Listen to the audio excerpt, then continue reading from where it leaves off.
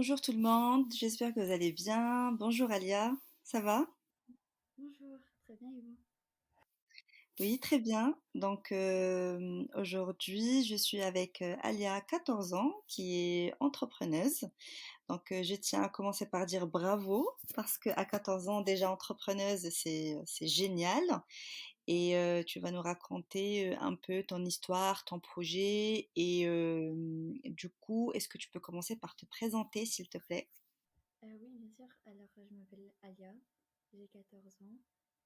J'habite dans le 94 et je vais passer en troisième l'année prochaine. Et je suis la fondatrice de Kitcher. Très bien. Et quelles sont tes passions?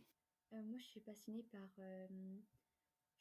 la programmation, aussi les maths et l'architecture. Et je m'intéresse de plus en plus à la cybersécurité. Et du coup, là, tu es étudiante, comme tu viens de dire, mais tu as lancé KitShare depuis combien de temps maintenant? Ça a commencé en 2019 parce que j'ai participé au Summer Camp à la Station F. Et comme je venais de sortir de mon enseignement à ce moment-là, euh, il fallait proposer un projet digital qui puisse être utile aux autres.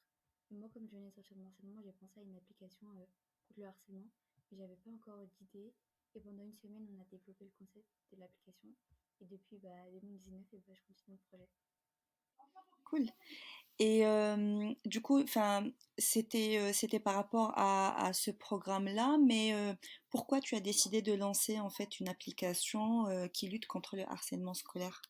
En fait, moi, mon but en faisant ça, c'est de transformer mon expérience négative en quelque chose de positif pour les autres et de vraiment aider les autres personnes qui sont dans le harcèlement parce que je sais à quel point c'est pas trop agréable. D'accord, donc c'est vraiment une histoire personnelle que tu as eue qui t'a poussé à lancer ce projet. Voilà, c'est ça. Du coup, Alia, est-ce que tu peux nous expliquer un peu ce que c'est KitShare et en quoi elle consiste? Kitier, c'est un projet qui est composé, c'est une application qui est proposée de deux parties. La première partie, c'est la partie témoignage, où il y aura des témoignages de personnalités qui ont vécu le harcèlement pour montrer aux victimes que même si on subit le harcèlement, on peut quand même réussir dans la vie. Et la deuxième partie, c'est la partie réalité virtuelle. Donc, ça sera des mini-scénettes réalisées du coup grâce à la réalité virtuelle, où les témoins et les agresseurs pourront se mettre dans la peau d'une victime pour enfin, voir ce que vit une victime et pour cesser ce harcèlement. Et du coup, la partie témoignage, ça sera à la maison. Enfin, on pourra visionner les témoignages à la maison.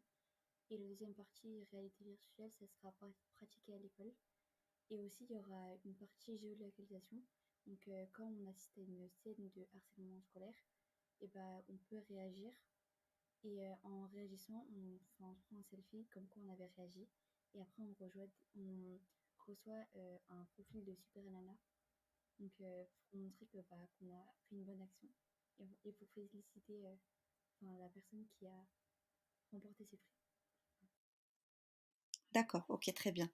Et du coup, comment tu t'es lancé donc grâce au programme à la station F, mais j'imagine que ta famille, ton entourage t'ont aussi aidé. Mais enfin, est-ce que tu as utilisé des outils pour lancer ton projet? Est-ce que côté financement aussi, enfin, dis-moi un peu comment ça marche pour lancer carrément un projet. Du coup, il y a ma famille qui m'aide beaucoup. Et aussi, il y a plein d'associations qui m'aident. Par exemple, comme j'ai participé au Laro Atelier, après, je leur ai présenté mon projet. Ils m'ont proposé de l'aide. Et du coup, il y en a plein qui m'aident sur le code, sur le plan d'action, sur plein de choses. Voilà. Très bien. Mais du coup, j'ai pas encore de financement. T'as pas encore de financement. Donc, ton objectif, c'est d'obtenir aussi du financement après pour pouvoir continuer ton projet. Pour faire les scènes en réalité virtuelle. Ah, cool, super. Et donc, en fait, là maintenant, l'application KitShare, elle est disponible déjà sur les plateformes pour télécharger ou... Non, elle n'est pas encore disponible. Enfin, je suis encore en train de la développer, mais normalement, ça devrait pas prendre beaucoup de temps. Ok, d'accord, très bien. Et donc, quels ont été un peu les freins ou les problématiques que tu as pu avoir en lançant ce projet? Enfin, je pense les freins personnels, parce que j'ai pas trop confiance en moi, du coup, des fois on se dit peut-être qu'on va pas trop réussir. Mais c'est surtout les financements parce que sans financement, on peut pas trop faire beaucoup de choses. Mais moi, enfin, j'ai fait sans financement déjà, j'ai bien avancé. Mais après, la prochaine étape, ce serait de trouver les financements pour avancer d'un grand pas. Ok, super. Et donc, ça te fait quoi d'être un peu entrepreneuse et fondatrice de carrément un projet à toi, à ton nom? En plus, je te vois passer un peu partout à la radio, à la télé. Ça te fait quoi? T'es contente? T'es fière de toi? Très fière de moi parce que de base, j'ai pas trop confiance en moi. Et aussi, je suis fière de pouvoir montrer à toutes les filles qu'on peut, enfin, que tout est possible et qu'on peut réussir. Ouais, bien sûr.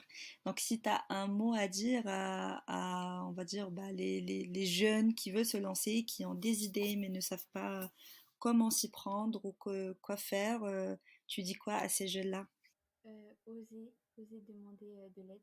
Voilà, moi, c'est ça mon message. Super. Et donc là, l'objectif, si j'ai bien compris, c'est vraiment de faire vivre l'application, qu'elle soit lancée, qu'elle soit accessible par tout le monde.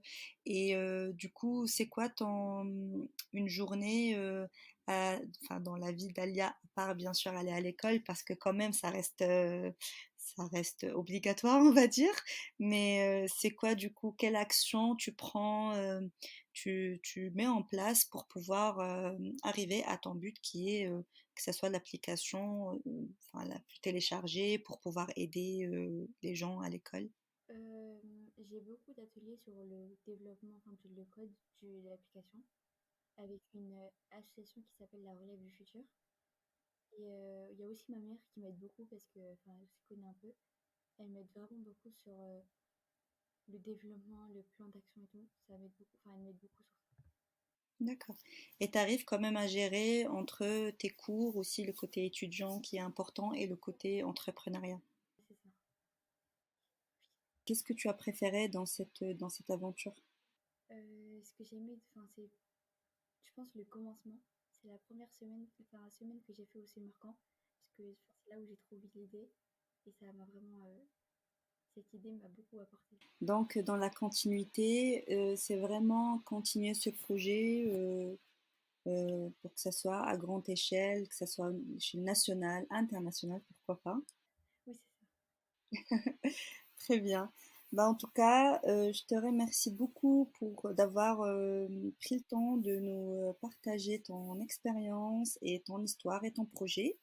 Je te félicite encore une fois d'avoir lancé ce projet à 14 ans, encore une fois, bravo, vraiment, et d'avoir pris l'initiative de quand même aborder un sujet qui est très important, qui est enfin, le harcèlement scolaire. Et du coup, est-ce que tu as un dernier mot peut-être à partager avec les jeunes en général ou tout le monde, comme tu veux? Je pense que, enfin, il n'y a pas que les grands qui peuvent faire des grandes choses, même les enfants peuvent faire des grandes choses. Voilà. Très bien dit, Merci pour l'invitation. avec grand plaisir. Bah, en tout cas, merci encore et à très bientôt et bon courage dans ton projet. Merci.